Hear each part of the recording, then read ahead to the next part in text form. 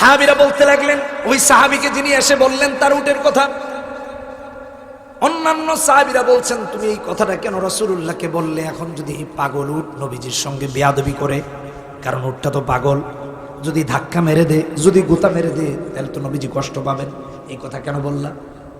সবাই চিন্তিত হয়ে পড়লেন। কিন্তু ভাইয়েরা আমার, দেখা গেল সম্পূর্ণ বিপরীত।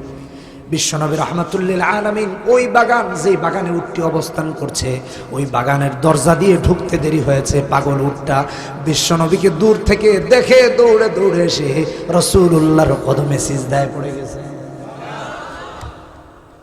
ভাবলেন কি আর হইল কি? আমি যে কথা বুঝাইতে চাইছি, চতুষ্পদ প্রাণী নবীজিকে চিনছে, পাগল উন্মাদ, আর আপনি আমি সুস্থ বিবেক সম্পন্ন হয়ে আপনার আমার রাসূলকে চিনি নাই, তাহলে আমরা কতটা অধপতনে আছি বলে?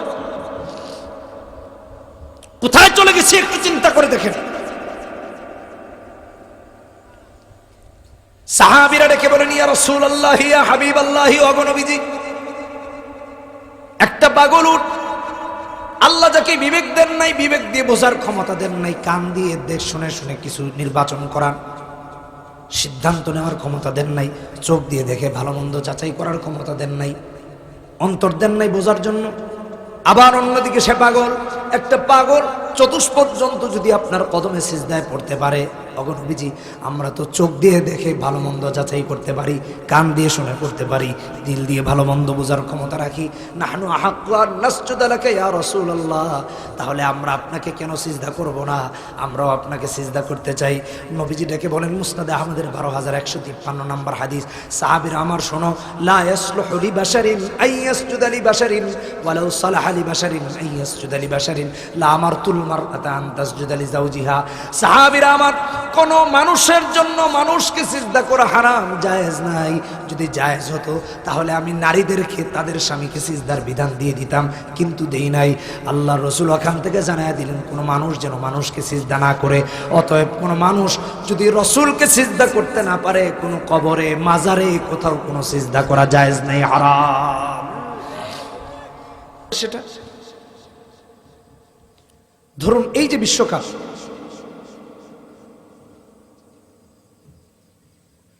এই বিশ্বকাপ যখন অনুষ্ঠিত হবে, আপনারা দেখবেন সারা পৃথিবীতে আর্জেন্টিনার যারা সমর্থক, তারা আর্জেন্টিনার পতাকা বাড়ির ছাদে ছাদে লাগাবে, কেউ গাছে লাগাবে, কেউ বাঁশঝাড়ে লাগাবে, কেউ বট গাছে লাগাবে, কেউ তাল গাছে লাগাবে। তরুণ যুবক যুবতীরা দেখবেন জার্সি পরে পরে তাদের দলের সমর্থন যোগাবে। কেউ আর্জেন্টিনার সাপোর্টার, আর্জেন্টিনার জার্সি পরে ঘুরবে, কেউ ব্রাজিলের সাপোর্টার, ব্রাজিলের জার্সি পরে ঘুরবে। এই সবার মাঝে থেকে দেখবেন আবার কেউ ব্যক্তিগত প্লেয়ারদের সমর্থক, ব্রাজিলের একজন নির্দিষ্ট প্লেয়ারের সে সমর্থক। উদাহরণস্বরূপ নেইমারের সমর্থক, নেইমারের জার্সি পরে ঘুরতেছে। মেসির সমর্থক, মেসির জার্সি পরে ঘুরতেছে। রোনালদোর সমর্থক, রোনালদোর জার্সি পরে ঘুরতেছে। আছে না নাই বলেন সমাজে?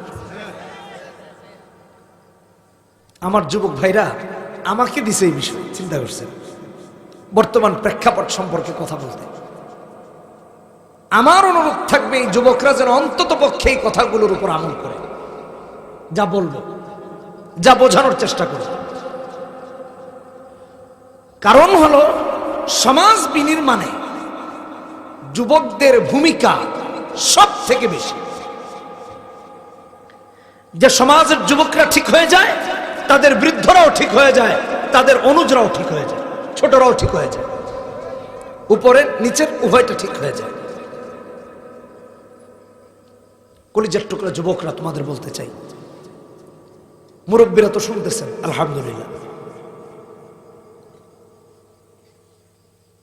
ইসলামকে নিজের প্রতিটা ক্ষেত্রে বাস্তবায়ন করার কোনো বিকল্প নাই, কোনো বিকল্প নেই। এই তাফসীর হলো তার একটা প্রমাণ। কুয়াশাটা একটু মুছে ফেললে ভালো হতো, আমার মাথায় পড়তেছে, এটা তো অনেক ক্ষতিকর। একটা কিছু দিয়ে নাড়া দিয়ে কুয়াশাটা মুছে ফেলে। আমি আর বলবো না, হ্যাঁ, আপনারা দ্রুত এটা করে নেন, কারণ কথা বলে সময় নষ্ট করা যাবে না। রাত অনেক হয়ে গেছে, প্রত্যেকের সময় খুব গুরুত্বপূর্ণ। আপনারা দূর দূরান্ত থেকে এসেছেন, সময় নষ্ট করা যাবে না। এটা আমি ব্যক্তিগতভাবে খুব অপছন্দ করি। আমি কথা বলি অল্প সময়, কিন্তু সময় নষ্ট করা একটু পছন্দ করি না। আজে বাজে কথা বলাটাও নিজের জন্যও প্রয়োজন মনে করি না, এটা করিও না, না করার চেষ্টা করি। একটি আয়াত তিলাওয়াত করেছে কোরআনের থেকে। এই আয়াতটি হলো সূরাতুল মুমিনুনের 69 নম্বর আয়াত। সবাইকে ওয়াজ মুখস্থ করে যাওয়া লাগবে, নচেত এই ওয়াজ দিয়ে কি ফায়দা হবে? মুখস্থ কেন? যেন আমল করতে পারি। আমলই যদি না করি তাহলে ওয়াজে কেন আসলাম? হ্যাঁ, কোরআনের তেলাওয়াত শুনলে, হাদিস শুনলে সওয়াব হবে নিঃসন্দেহ, কিন্তু আমাদের উদ্দেশ্য থাকা চাই আমি যেন বাস্তবায়ন করব, আমল করব। কোরআনের এই আয়াত সূরাতুল মুমিনুনের 69 নম্বর আয়াত, 18 নম্বর পারা থেকে এই সূরাটি আরম্ভ হয়েছে, প্রথম পৃষ্ঠা থেকে। আল্লাহ তাআলা এই আয়াতে তার গোলামদের ব্যাপারে প্রশ্ন করছেন, তার বান্দাদের ব্যাপারে প্রশ্ন করছেন। আম লাম ইয়ারিফু রাসূলাহুম ফাহুম লাহু মুনকিরুন, নাকি তারা তাদের রাসূলকে চেনে নাই তবেই কি তারা অস্বীকার করছে? এই যে আমরা এখানে আছি, আমরা কি আমাদের রাসূলকে চিনলাম না রাসূলের দুশমনদেরকে ভালো চিনলাম? এটা একটু যাচাই বাছাই করে যাবেন। রাসূলুল্লাহকে আমরা বেশি চিনি না কুফরকে বেশি চিনি? রাসূলকে বেশি চিনি না শিরককে বেশি চিনি? রাসূলকে বেশি চিনি না ইসলামের দুশমন যারা তাদেরকে বেশি চিনি? এটা একটু পরিমাপ করে যাবেন, এটাই ওয়াজ। যুবক ভাইদেরকে বলতে চাই, যদি বলি রাসূলকে চিনি, তাহলে প্রশ্ন হলো আপাদমস্তকে ঘরে বাহিরে সমাজে রাজনীতিতে ব্যক্তি জীবনে পারিবারিক জীবনে সামাজিক জীবনে রাসূলের চরিত্র নাই কেন? যদি বলি রাসূলকে চিনি, খাওয়ার সুন্নাহ জানি না, ঘুমের সুন্নাহ জানি না, ঘুম থেকে উঠার সুন্নাহ জানি না, কালেমা সহি করে পড়তে হবে তাও জানি না, তাহলে কেমন রাসূলকে চিনি আপনারা? আর যদি বলে রাসূলুল্লাহকে চিনি না, তাহলে তো সে ব্যক্তি মুসলমানই না। এজন্য আপনাকে আমাকে খুব দিল দিয়ে শোনা দরকার কথাগুলো, অনেক গুরুত্বপূর্ণ কথা। লাম ইয়ারিফু রাসূলাহুম ফাহুম লাহু মুনকিরুন। একটু চিন্তা করে দেখেন তো, আপনারাও গুগলে সার্চ দিলে পাবেন, পৃথিবী এখন হাতের মুঠোয়। অধিকাংশ যুবকদের হাতে স্মার্টফোন, অ্যান্ড্রয়েড ফোন। এই যুবকগুলো মেসির জন্য জীবন দেওয়ার জন্য রেডি, নেইমারের জন্য জীবন দিতে তারা রাজি, কিন্তু তারা তাদের রাসূলের জন্য জীবন দিতে রাজি নেই। খোঁজ নিয়ে দেখেন,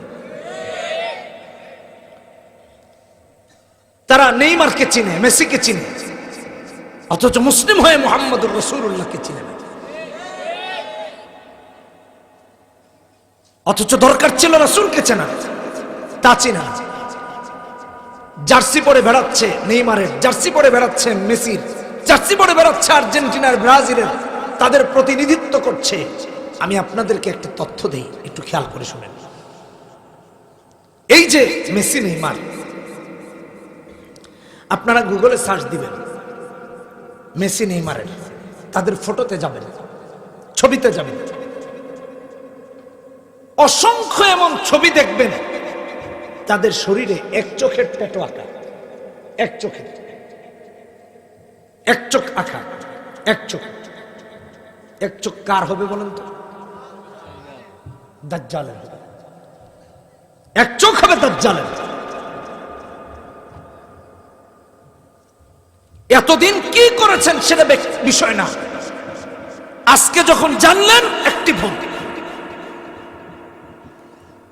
মুসলমান কালেমা পড়েছে, রাসূলের উম্মত দাবি করে, অথচ প্রত্যক্ষ পরোক্ষভাবে যারা ইসলামের সাথে দুশমনি করে, যারা ইসলামকে মিটিয়ে দিতে চায়, যারা ইসলামের বাতিকে নিভিয়ে দিতে চায়, এক শ্রেণীর মুসলমানেরা তাদের প্রতিনিধিত্ব করছে, তাদের ভালোবাসার বহিঃপ্রকাশ, তাদের জার্সি পরে, তাদের পতাকা মাথায় লাগিয়ে, তাদের পতাকা বাড়ির ছাদে উঠিয়ে তাদের সমর্থন যোগাচ্ছে, তাদেরকে সমর্থন করছে।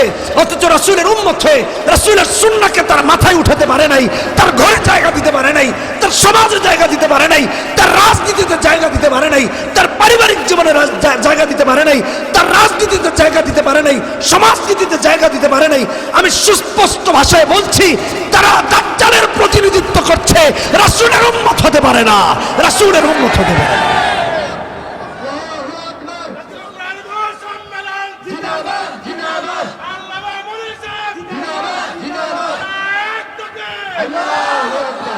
খেয়াল করে বুঝেন, মেসেজটা শেখা লাগবে, বোঝা লাগবে। আপনারা শুনতেছেন কিনা জানি না, ভালো করে শুনেন। হাজার হাজার কিলোমিটার দূর থেকে এই সংস্কৃতি আসলো, তুমি সেটা ছিল? তোমার ঘরে কোরআন আছে কেন ছিল? কোরআন তো ঘরের তাকেই রাখা। প্রতিটা পাড়ায় পাড়ায় মসজিদ আছে, তুমি সালাতে ঠিক মতো যাও না, নামাজে যাও না, অথচ বিশ্বকাপের একটা খেলা তুমি মিস করো। রাত জেগে জেগে দেখো, 3টা বাজে খেলা, 3টা পর্যন্ত জেগে থাকে। কার সাথে তোমার পরিচয় বেশি? একটু চিন্তা করে দাও। লাম ইয়ারিফু রাসূলাহুম ফাহুম লাহু মুনকিরুন। যুবকদেরকে বলছে, যুবক তাফসীর করাচ্ছ, এর চেয়ে উত্তম কাজ কিছু নাই। আজ থেকে রাসূলুল্লাহর সুন্নাহ কায়েম করার জন্য লেগে যাও, এটাই দাওয়াত। আলেমদের সাথে পরামর্শ করে চলো, আল্লাহ বাকি জিন্দেগি আলোকিত করে দিবেন। লাম ইয়ারিফু রাসূলাহুম ফাহুম লাহু মুনকিরুন। আহারে, এখন আরেকটা গ্রুপ বের হচ্ছে নতুন, বর্তমান সমাজের অধিকাংশ যুবকরা বিভ্রান্ত। বর্তমান আরেক সমস্যা, এরা কি করে? এরা বলে তারা নাকি আহলে কোরআন, হাদিস মানে না। কয়েকদিন যাবৎ খালি এই ভিডিও আমার দিতেছে অনেক আলেমরা। এক বড় আলেম, আমি নাম বলবো না, যারা আমাকে এই ভিডিও দিয়েছে তাদের মাঝে একজন, আপনারাও চিনবেন, ভিডিও দিয়েছেন আহলে কোরআনের একজনের। সে বলছে সে কোরআন থাকতে নবী মানার দরকার কি? নাউযুবিল্লাহ। কোরআন থাকতে নাকি হাদিস মানার দরকার নেই। চিন্তা করছেন কত বড় ভণ্ড? কি সব ফিতনা ফাসাদের জমানায় আছি আপনারা। ভাইরা আমার, এ ধরনের কোন দাওয়াত, কোন চিন্তা যদি নিজে করে থাকেন অথবা পেয়ে থাকেন, প্রত্যাখ্যান করুন।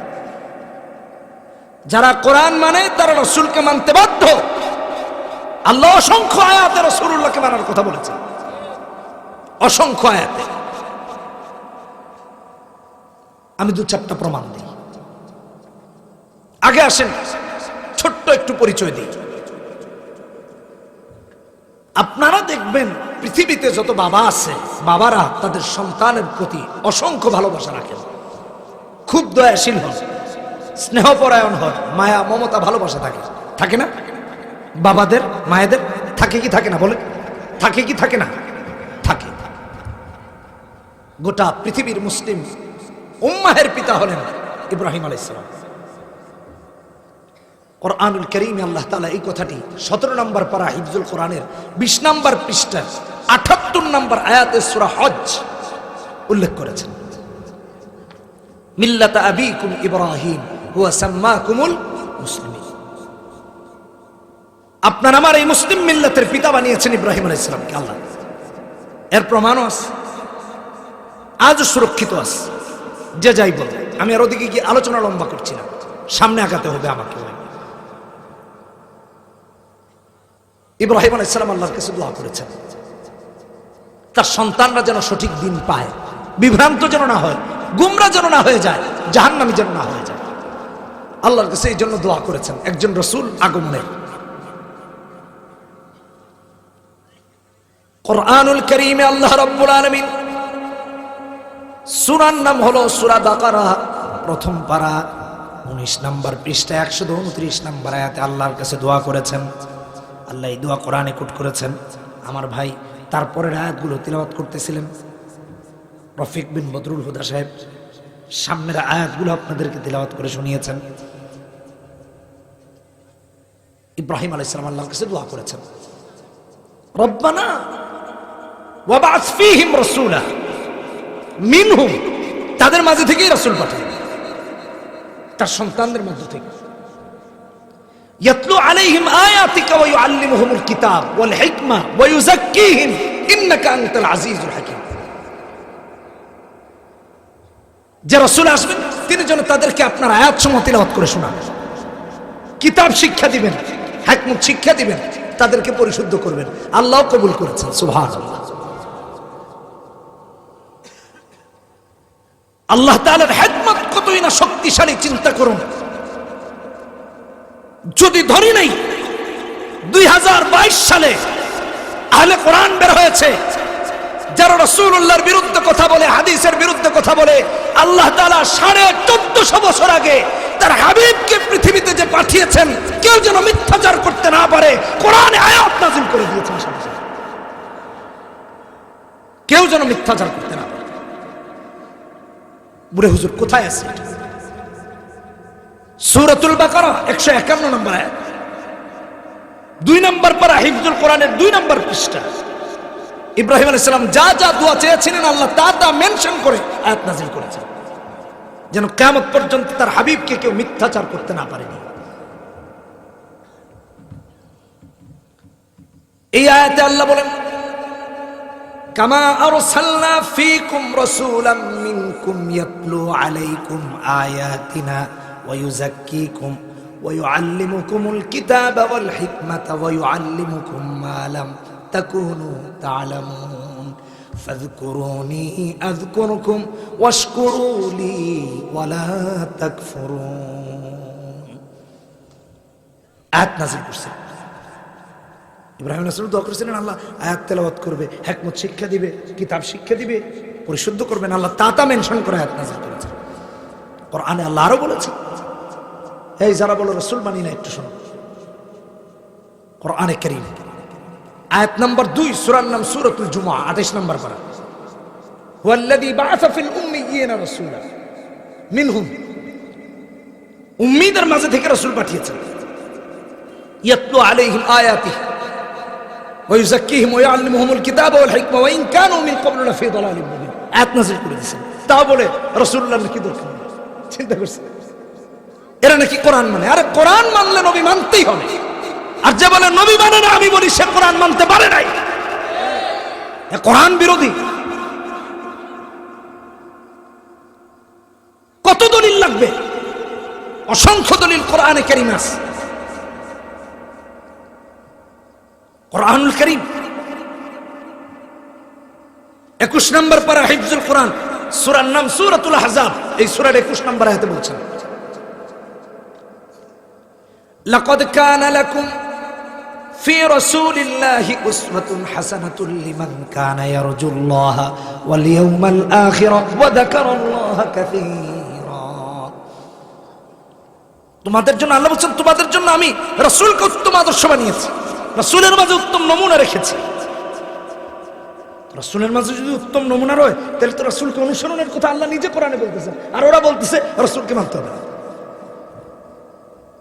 চিন্তা করা যায় কত বড় ধৃষ্টতা, কত বড় কোরআন বিরোধী হলে তারা এই কথা বলতে পারে। তারা নাকি আহলে কোরআন। আল্লাহ হেদায়েত দান করুন, জোরে বলি আমিন। আল্লাহ হেদায়েত দান করুন, বলি আমিন। এই বর্তমান সমাজের আরেক ফিতনা। কোরআনে আল্লাহ তাআলা তার হাবিব সম্পর্কে আরো বলেছেন। সূরার নাম হলো সূরাতুল হাশর, 28 নম্বর পারা, 5 নম্বর পৃষ্ঠা, 7 নম্বর আয়াত। ওমা আতাকুমুর রাসূলু ফাখুযুহু ওমা নাহাকুম আনহু ফান্তাহু। নবীজি যা করেছেন, বলেছেন, করতে বলেছেন তা করতে হবে, যা নিষেধ করেছেন তা প্রত্যাখ্যান করা লাগবে। এটাই দ্বীন, এটাই ইসলাম। কারণ রাসূলুল্লাহ সাল্লাল্লাহু আলাইহি ওয়াসাল্লাম হলেন দ্বীনের প্রবর্তক, শরীয়ত প্রণেতা, শারিআ মুহাম্মদ সাল্লাল্লাহু আলাইহি ওয়াসাল্লাম। এরা বলে নবীজি নাকি মানার দরকার নেই, কোরআন থাকলে নাকি হাদিস মানা লাগবে। কি অদ্ভুত সব কথাবার্তা। অথচ আমার ভাইরা, আল্লাহ তাআলা কোরআনে কারীমে কতই না সুন্দর করে একের পর এক দৃষ্টান্ত উপস্থাপন করেছেন। আসুন কোরআন খুলে আরেকটু দেখি। সূরার নাম সূরাতুন নিসা, 4 নম্বর পারা, 16 নম্বর পৃষ্ঠা থেকে সূরাটা আরম্ভ হয়েছে।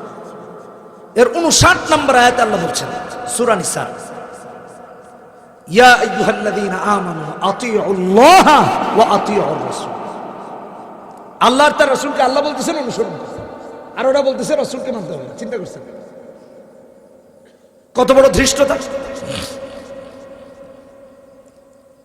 কোরআনুল কারীমে আল্লাহ রাব্বুল আলামিন অন্য আয়াতে সূরা নিসা 5 নম্বর পারা হিফজুল কোরআনের 9 নম্বর পৃষ্ঠার শেষ আয়াতে 80 নম্বর আয়াতে বলছেন, মাইয়ুতি'র রাসূলা ফাকাদ আতা আল্লাহ ওয়া মান তাওয়াল্লা ফামা আরসালনাকা আলাইহিম হাফিজা।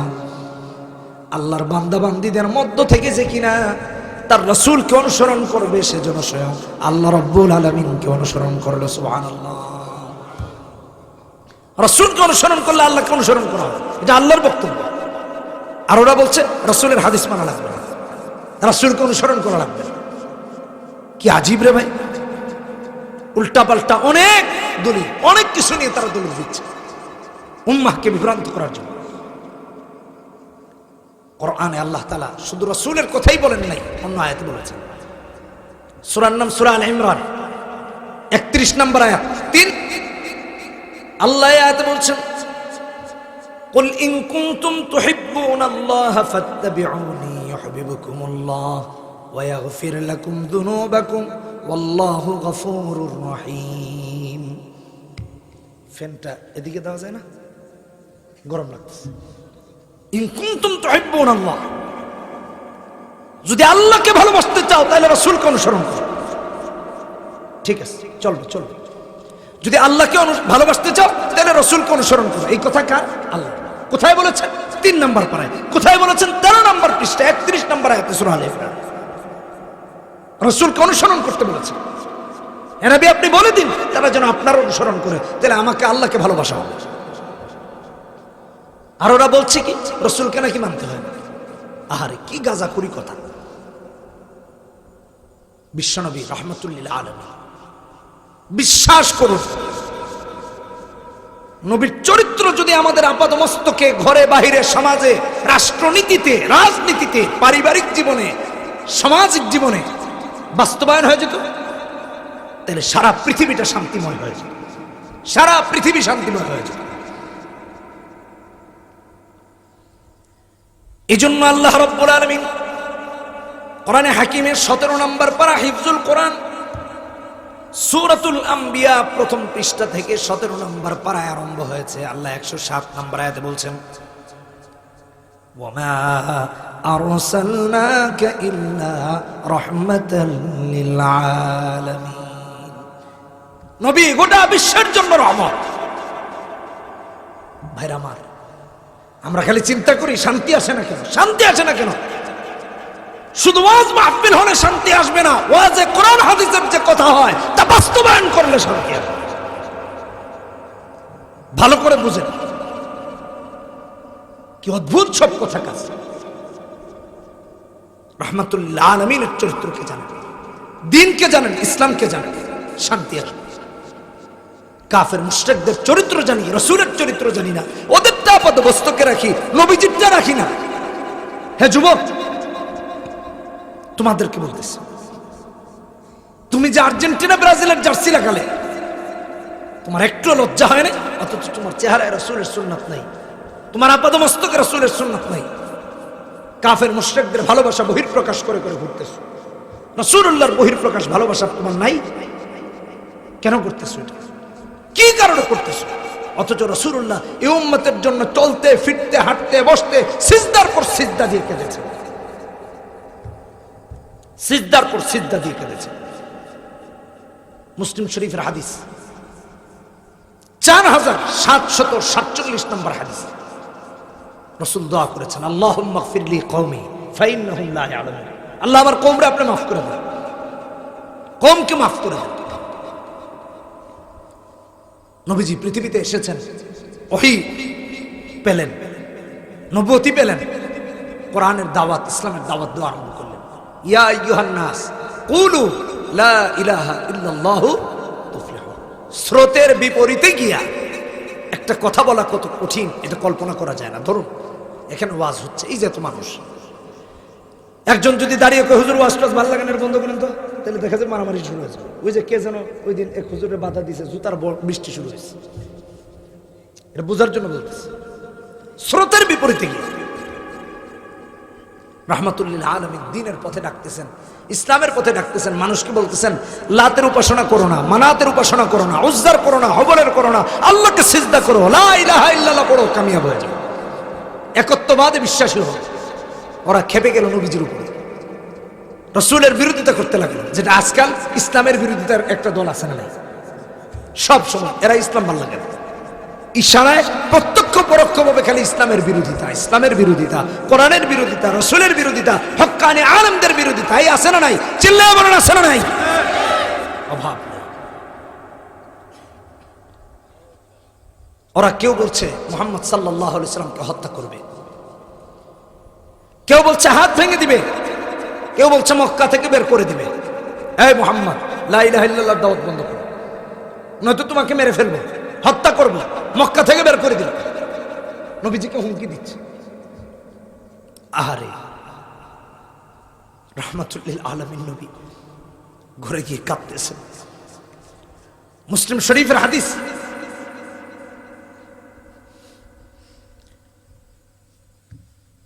চার 4746 নম্বর হাদিস।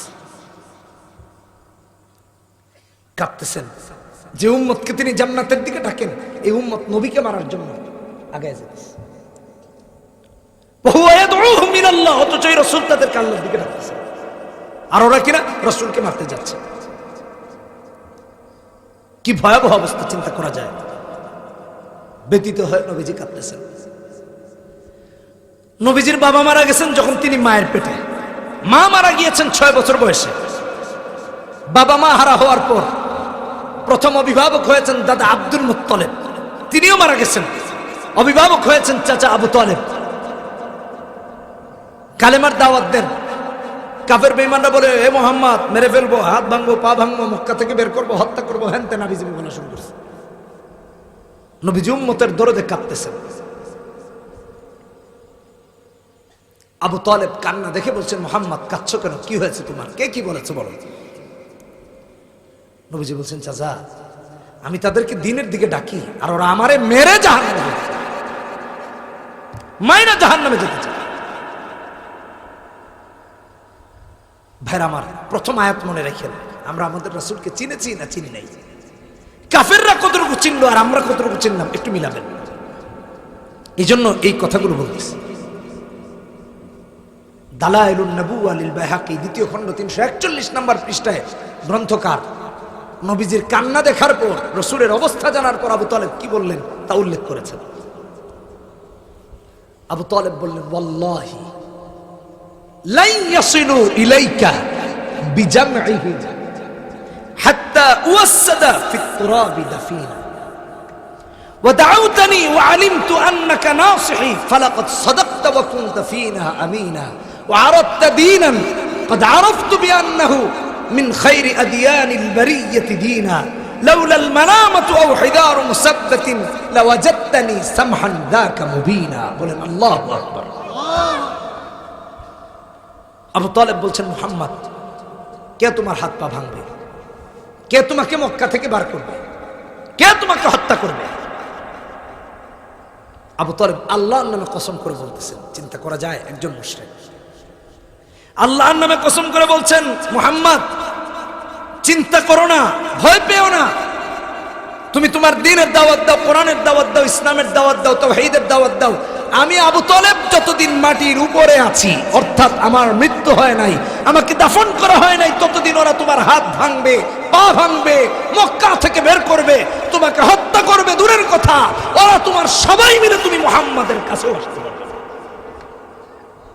একজন মুশরিকের রাসূল প্রেম, একজন মুশরিক নবীকে কতটা চিনলে, জানলে, তার প্রতি কতটা ভালোবাসা থাকলে নিজের জীবন দিয়ে তার সেফটি সিকিউরিটির ব্যবস্থা করছে।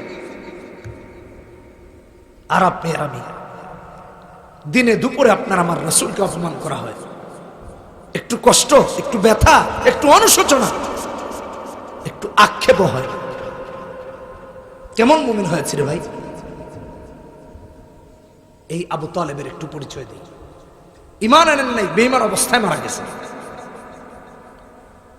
মুমূর্ষ অবস্থায় আবু তালেব নবীজি ইসলামের দাওয়াত নিয়ে যাওয়ার জন্য পেরেশান হয়ে গেছেন। কেন? যেই চাচা আমাকে দিনের দাওয়াত দেওয়ার পরিবেশ তৈরি করে দিয়েছেন, সাপোর্ট দিয়েছেন, ছায়া দিয়েছেন, নিরাপত্তা দিয়েছেন, তিনি বেঈমান হয়ে মারা যাবেন, এটা হতে পারে না। মারা যাওয়ার সময় বিশ্বনবীর চাচা আবু তালেব যখন মুমূর্ষ অবস্থায়, নবীজি অস্থির হয়ে চাচার কাছে গেলেন। মুসলিম শরীফের 141 নম্বর হাদিস, কিতাবুল ঈমানের। চাচার কাছে গিয়ে বলতেছেন, ইয়া আম্মি উল্লা ইলাহা ইল্লাল্লাহ কালিমাতান আশহাদু লাকা বিহা ইনদাল্লাহ। চাচা আমার, আপনি শুধু একটা বার লা ইলাহা ইল্লাল্লাহ পড়েন, কিয়ামতের ময়দানে আল্লাহ রাব্বুল আলামিনের দরবারে আমি মুহাম্মাদুর রাসূলুল্লাহ সাক্ষী হয়ে যাব যে আপনি মুসলমান। বন্ধুরা লক্ষ্য করুন, ডানে বামে থাকা মুশরিক লিডাররা ডেকে বলে, খবরদার আবু তালেব, বেঈমান হয়ো না, মানে তাদের ধর্ম ছাড়তে না করতেছে,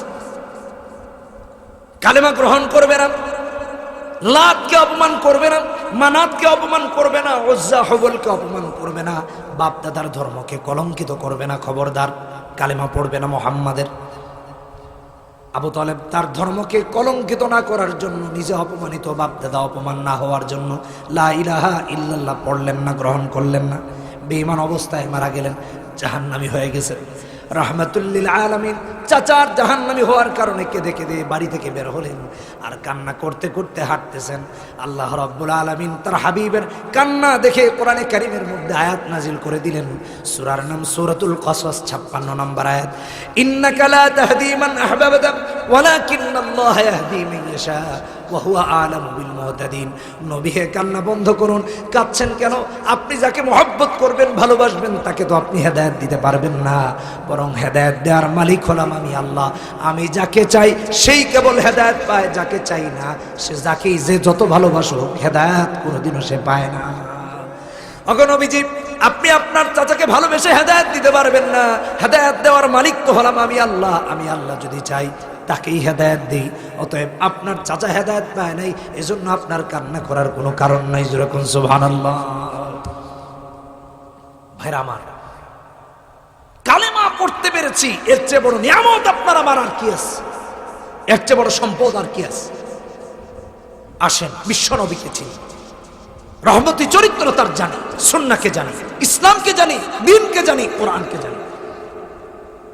প্রিয় ভাইরা, আবু তালেব বলেছেন, যতদিন কবরে না গেছেন রাসূলকে কেউ কিছু করতে পারবে না। আলেমরা আজকে তাই বলে। আলেমরা রাসূলুল্লাহ কেমন ভালোবাসেন, কেন ভালোবাসেন? আজকে নবী নাই, হক্কানি উলামায়ে কেরাম নবীর ওয়ারিস, ওয়ারাসাতুল আম্বিয়া। তাদের কাজ দ্বীনকে বিজয়ী করা, ইসলামকে বিজয়ী করা, দাড়িকে বিজয়ী করা, সুন্নাহকে বিজয়ী করা, কোরআনের আইনকে বিজয়ী করা, রাসূলের নির্দেশনাকে বিজয়ী করা। এটা আলেমদের দায়িত্ব। কেন? কোরআনে কারীম টেনে টেনে বললে টাইম বেশি লেগে যাবে, তাই বেশি কথা অল্প সময় বলা লাগবে। খেয়াল করে শুনেন, 33 নম্বর আয়াত, সূরার নাম সূরাতুত তাওবা। আল্লাহ বলছেন, হুয়াল্লাযী আরসালা রাসূলাহু বিল হুদা ওয়া দীনিল হক লিইয়ুযহিরাহু আলাদ দীনি কুল্লি। এক জায়গায় সূরা ফাতহে 26 নম্বর পারায় 13 নম্বর পৃষ্ঠায় শেষ আয়াত, সূরার 28 নম্বর আয়াত একই কথা বলেছেন, হুয়াল্লাযী আরসালা রাসূলাহু বিল হুদা ওয়া দীনিল হক লিইয়ুযহিরাহু আলাদ দীনি কুল্লিহি ওয়া কাফা বিল্লাহি শাহীদা। মুহাম্মাদুর রাসূলুল্লাহ এখানেও বলেছেন। সূরার নাম সূরা সদ, 28 নম্বর পারা 9 নম্বর আয়াত, এখানেও বলেছেন, হুয়াল্লাযী আরসালা রাসূলাহু বিল হুদা ওয়া দীনিল হক লিইয়ুযহিরাহু আলাদ দীনি কুল্লিহি ওয়ালাউ কারিহাল মুশরিকুন। নবীজি দ্বীন কায়েমের জন্য এসেছেন, ইসলামকে কায়েমের জন্য এসেছেন, ইসলামের বিধিবিধানকে কায়েমের জন্য এসেছেন, দ্বীন কায়েমের জন্য আন্দোলন করেছেন, জিহাদের ময়দানে উপনীত হয়েছেন। আমার ভাইরা, আমি দায়িত্বহীন কণ্ঠে বলছি, যারা হক্কানি আলেমদের ডাকে ভেটু দেয়, কোরআনের কথা যারা সইতে পারে না, ইসলামের কথা যারা সইতে পারে না, কোরআনের কথা বললে যারা হক্কানি আলেমদের বিরোধিতা করে, এরা আবু জাহেল, আবু লাহাব, উতবা, শাইবার উত্তরাধিকারী। আর আমি এই কথাও বলতে চাই, হক্কানি আলেমরা যেখানেই থাকবেন ইসলাম কায়েমের কথা বলবেন, মুসলমানের আলেমদের সাথেই থাকবেন। জান দিয়া মাল দিয়া কে কে রাজি আছেন হাত তুলে দেখে দাও মুসলমানেরা।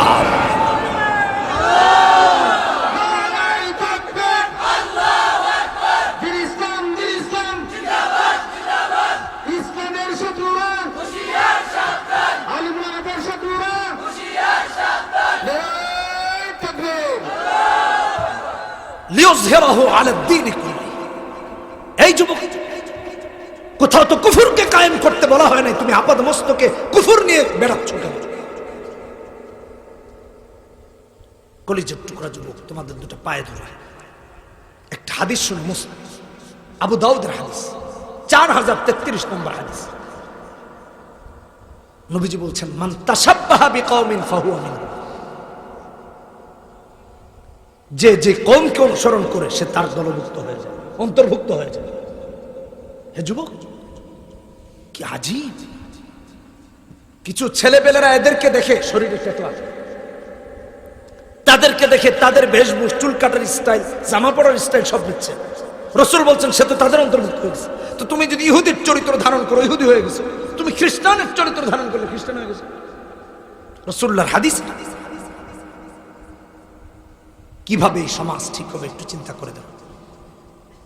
কি করে এই সমাজ ঠিক করা উচিত একটু চিন্তা করে দেখো আমার ভাইরা।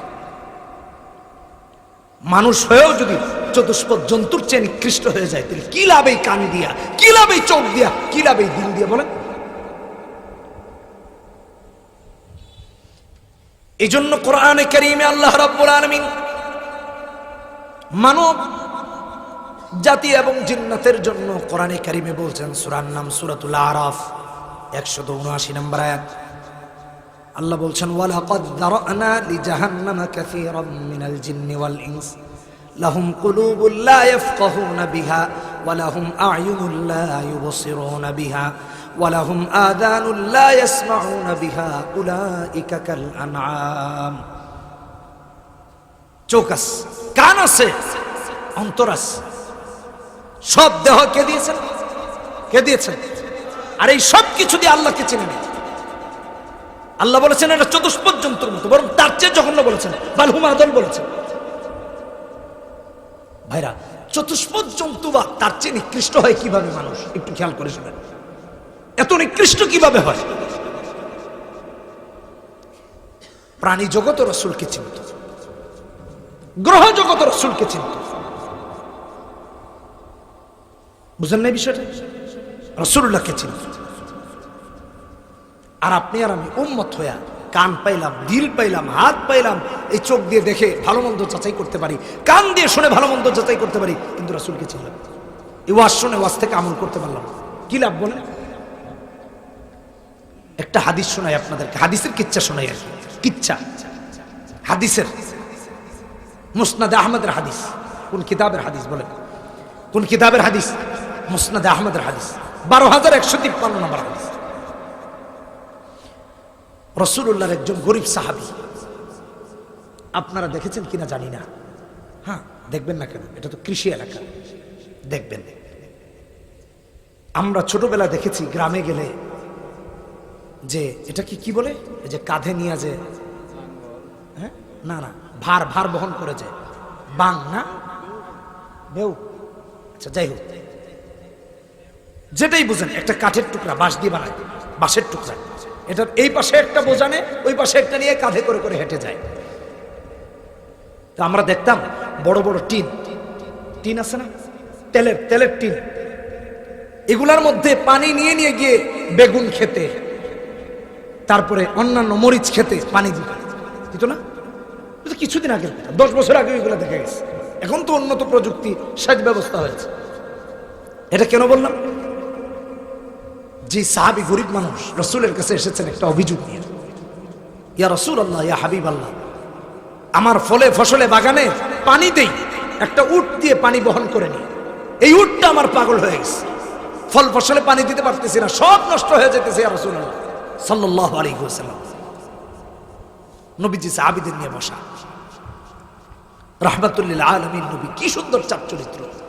আমরা তো একটু বড় হইলে ভাবে বাঁচি না, এলাকা দিয়ে হাঁটলে মনে হয় যে পা যেন মাটিতে না লাগে, কি বলে। আর রাহমাতুল লিল আলামিন, দুই জাহানের বাদশা, গোটা বিশ্বের জন্য যিনি রহমত, সাহাবী গিয়ে একটা অজর আপত্তি উপস্থাপন করেছেন, একটু কাল বিলম্ব না করে দাঁড়িয়ে গেছেন সাহাবীদের নিয়ে, চলো দেখি যাই তার উত্তর করেছে। সুবহানাল্লাহ, কি সুন্দর চরিত্র। এমনি এমনি রাহমাতুল লিল আলামিন।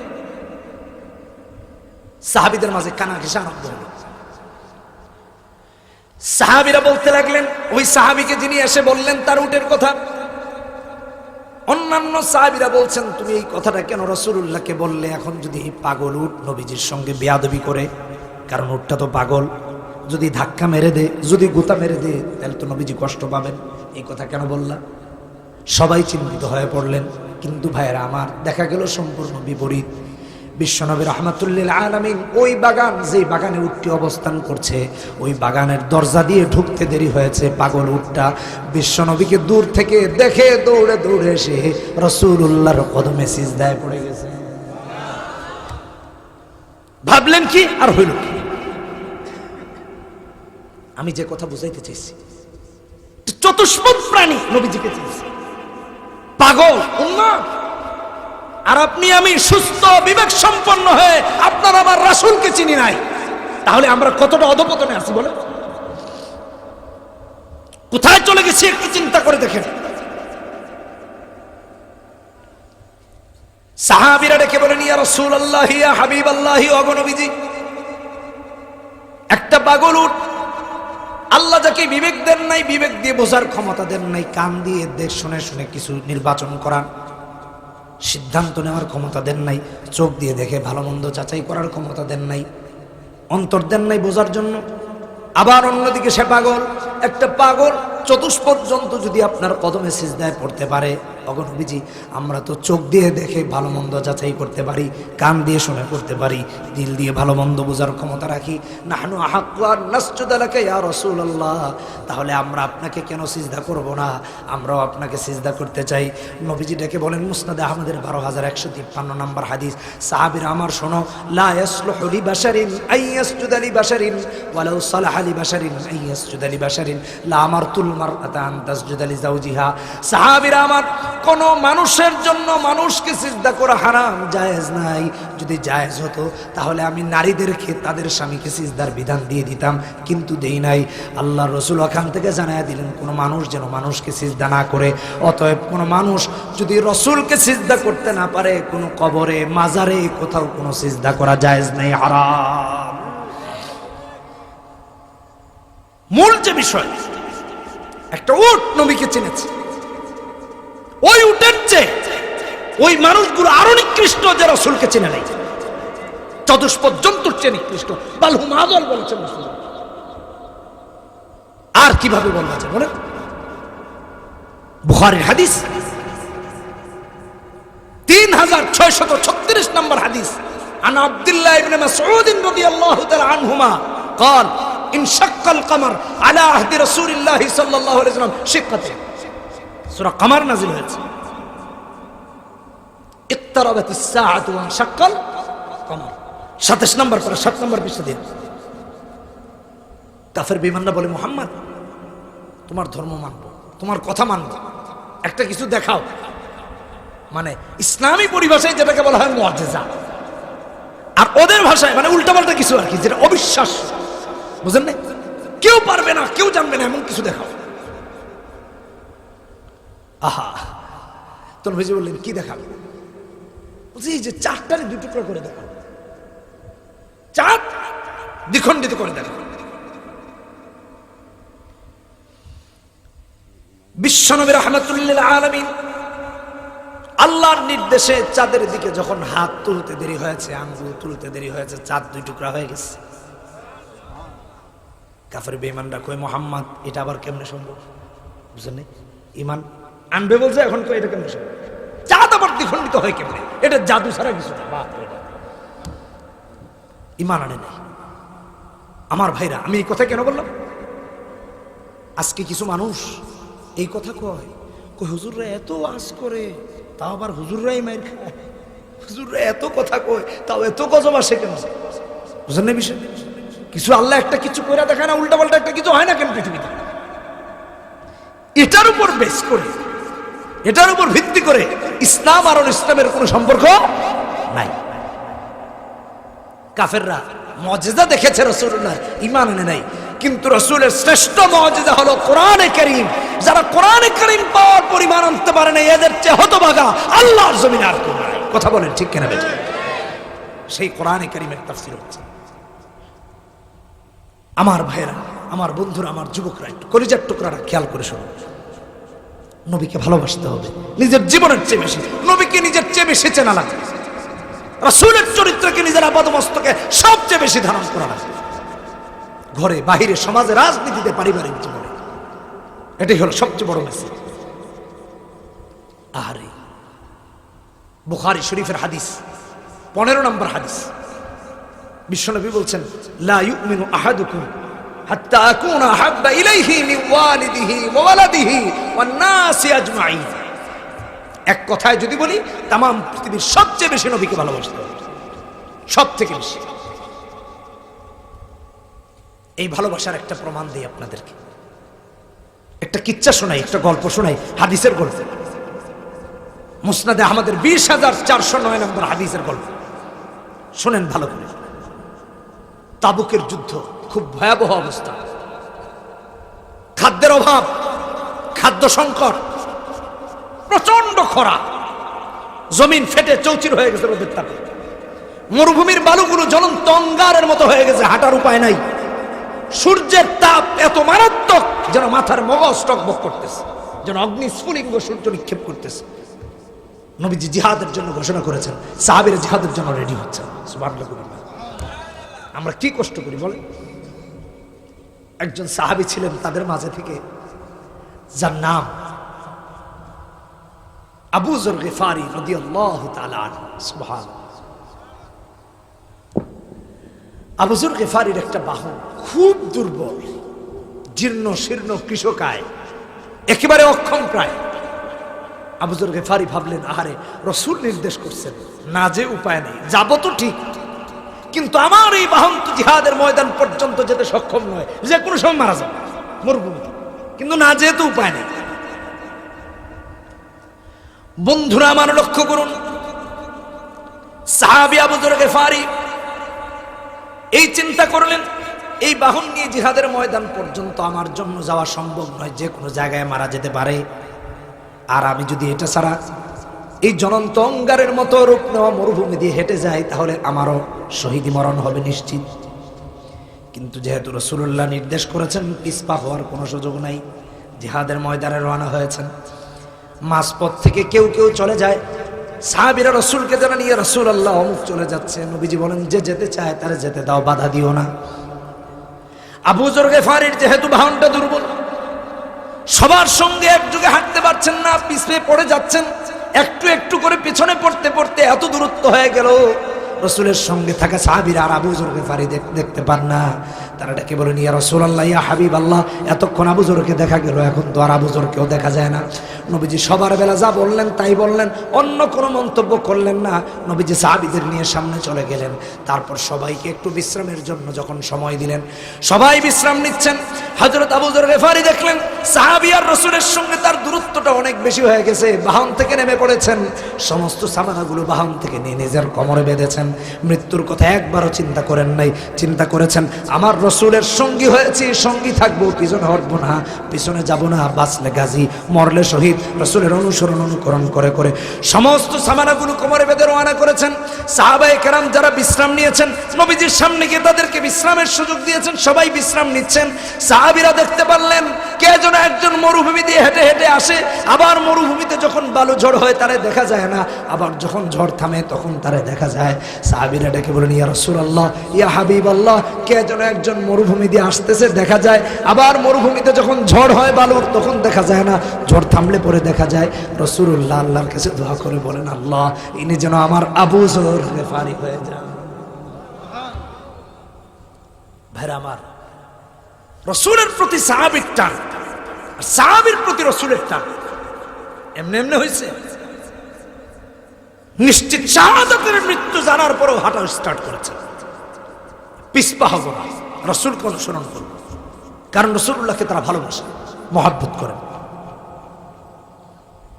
যখন কাছাকাছি হয়ে গেলেন, রসুলের সাথে কাফেলায় বিশ্রাম নিচ্ছেন যারা সাহাবীরা, তারা দূর থেকে দেখে চিনতে পারছিলেন না। যখন তিনি কাছাকাছি চলে গেলেন চিনতে পেরেছেন।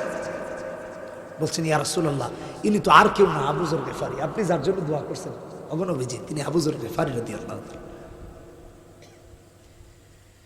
হযরত আবু যর গিফারি গিয়ে উপস্থিত। আসসালামু আলাইকা ইয়া রাসূলুল্লাহ। কে বলছেন, ইয়ারহামুল্লাহু আবা দাররিন ইয়ামশি ওয়াহদা ওয়া ইয়ামুতু ওয়াহদা ওয়া ইউবাসু ওয়াহদা। আল্লাহ, আপনি আমার আবু যরের উপর রহম করেন, সে একাকী এসেছে। আবু যর একাকী মারা যাবে হাসরের মাঠেও, আমার আবু যর একাকী উঠবে। আল্লাহ, আপনি আবু যরের উপর রহম করেন। আমার ভাইরা, এভাবে অনেক দিন চলে গেল, রাসূলের ইন্তেকাল হলো। তারপর খলিফাতুল মুসলিমিন হলেন হযরত আবু বকর, তিনিও ইন্তেকাল করলেন। তারপর খলিফাতুল মুসলিমিন হলেন হযরত ওমর, তিনিও ইন্তেকাল করলেন। তারপর খলিফাতুল মুসলিমিন হলেন হযরত ওসমান। আবু যর গিফারি হযরত ওসমানের জামানায় সব ছেড়ে দিয়ে, সমস্ত কিছু ছেড়ে দিয়ে রাবজায় চলে গেলেন। জনমানবহীন মরুভূমিতে নিজে নিজের স্ত্রী আর সন্তানকে নিয়ে ওখানেই বসবাস করতে আরম্ভ করলেন, তাঁবু টানিয়ে। নির্জন এলাকায়, ডানে বাম বাড়িঘর কিচ্ছু নাই, ওখানে বাস করতেছেন। মূলত রাসূল বলেছেন, ওয়া ইয়ামুতু আহাদা, আল্লাহ এটাই বাস্তবায়ন করবেন, এটাই আল্লাহর নির্দেশ। আল্লাহ তাকে নিয়ে গেছেন ওখানে, ওখানে বসবাস করতে লেগেছেন। কিছুদিন পর যখন তিনিও মৃত্যুর কোলে ঢলে পড়লেন, মৃত্যুর আগ মুহূর্তে বিছানায় শুয়ে পড়ছেন, ওঠার ক্ষমতা নাই, নড়াচড়ার ক্ষমতা নাই। উম্মে যর, আবু যর গিফারি রাদিয়াল্লাহু তাআলার স্ত্রী দেখে দেখে কাঁদতেছেন। আবু যর ডেকে বলেন, স্ত্রী কাঁদতেছো কেন পাগলি, কেন কাঁদছো তুমি? উম্মে যর বলছেন, স্বামী আমার, এই জনমানবহীন মরুভূমিতে যদি আপনার মৃত্যু হয়, আমি, আমার এই সন্তান আর আপনি ছাড়া তো কেউ নাই। এই মরুভূমিতে যদি ডানে বামে দৃষ্টি যেদিকে যায় কেউ নাই, এখানে যদি মারা যান,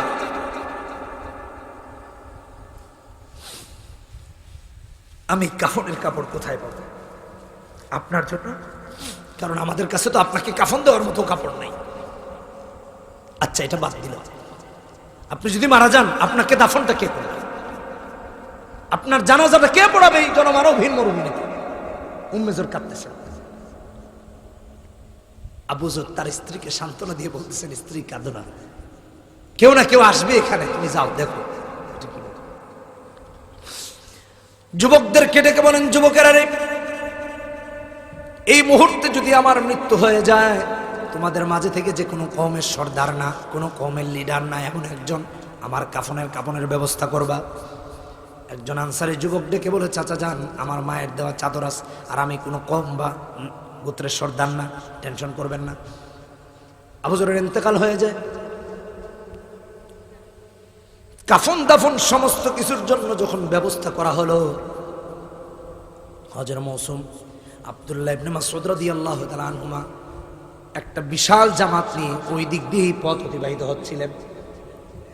তারা দূর থেকে ডেকে বললেন, এই তোমরা কারা? পরিচয় যখন হয়ে গেল, আব্দুল্লাহ ইবনে মাসউদ চিৎকার দিয়ে দিয়ে এখানে আসতেছিলেন আর বলতেছিলেন, আরে তাবুকের যুদ্ধে যাওয়ার সময় আবু যর যখন সবার পরে এসেছে, নবীজি তারে দেখে বলছিলেন, ইয়ারহামুল্লাহু আবা দাররিন ইয়ামশি ওয়াহদা ওয়া ইয়ামুতু ওয়াহদা ওয়া ইউবাসু ওয়াহদা। আবু যর একাকী এসেছে, আল্লাহ তার উপর রহম করেন। আবু যর একাকী মারা যাবে, হাসরের মাঠেও আমার আবু যর একাকী উঠবে। আজকে নবীজি নাই, নবীর ইন্তেকাল হয়ে গেছে, কিন্তু রাসূলুল্লাহর কথা মিথ্যা হয় নাই। আমার ভাইয়েরা, সাহাবীদের ঈমান, সাহাবীদের কিন্তু এমন, তাম পৃথিবীর সব মিথ্যা হতে পারে, তারা জানেন রাসূলের একটা কথাও মিথ্যা হতে পারে না। সাহাবীদের ঈমান এমন ছিল, রাসূলের প্রতি ভালোবাসা ছিল এমন। আপনি আর আমি রাসূলকে কতটা ভালোবাসি একটু চিন্তা করেন। হাদিস শুনি মানি না, কোরআনের আয়াত শুনি এটাও মানি না, এটাও মানি না, বিশ্বাস করি না, দিল থেকে বিশ্বাস করি না। যদি করতাম তাহলে আপাদমস্তকে রাসূলের সিরতটাই রাখতাম, ঘরে, সমাজে, সব জায়গায়। সবচেয়ে বেশি ভালোবাসতে হবে মুহাম্মদ সাল্লাল্লাহু আলাইহি ওয়াসাল্লামকে। বলেন, বলেন কাকে? কাকে? চিৎকার দিয়ে বলেন কাকে? নবীজির নামটা নিতে লজ্জা পাচ্ছেন তো বলেন না কেন? বলেন কাকে? মুহাম্মদ। বলেন মুহাম্মদ সাল্লাল্লাহু আলাইহি ওয়াসাল্লাম। কে কে ভালোবাসবে হাত তুলে দেখাই নবীকে। নবীর আশিকরা হাত তুলে দেখাই। বলি হে আল্লাহ, আজ থেকে ওয়াদা করছি যতদিন বেঁচে থাকবো কোরআন সুন্নাহ মেনে চলব। হে আল্লাহ, আমাদের এই অঙ্গীকার মৃত্যু পর্যন্ত বাস্তবায়ন করার তৌফিক দান করুন। বলি আমিন। জোরে বলি আমিন। হাত নামাই পড়ি আস্তাগফিরুল্লাহ। ইন্নাল্লাহা গফুরুর রহিম। লা ইলাহা ইল্লাল্লাহু মুহাম্মাদুর রাসূলুল্লাহ। দুদিন ব্যাপী তাফসীরুল কোরআন মাহফিল, যে কথাগুলো আমরা হুজুরদের আলেমদের শুনেছি, মানবো না ইনশাআল্লাহ? সবাই মানার জন্য প্রতিজ্ঞা করে এখান থেকে বের হবে।